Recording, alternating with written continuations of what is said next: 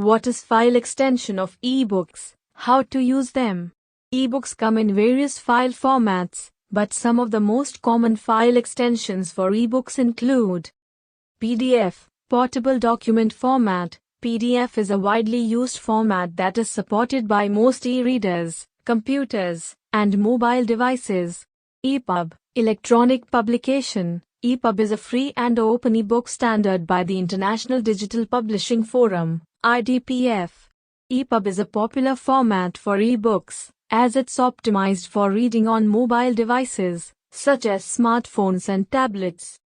Mobi, Mobi Pocket. Mobi is a format developed by Amazon for the Kindle e-reader. This format is primarily used for Kindle ebooks, but it can also be read on other devices with Mobi readers. To use ebooks, you will need to have an ebook reader installed on your device.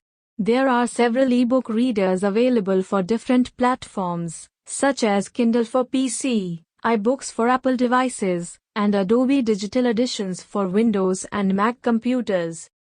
To open an ebook, simply double-click on the file to launch it in your ebook reader. You can then navigate through the book using the reader's controls, such as next page, previous page, zoom in, zoom out, and so on.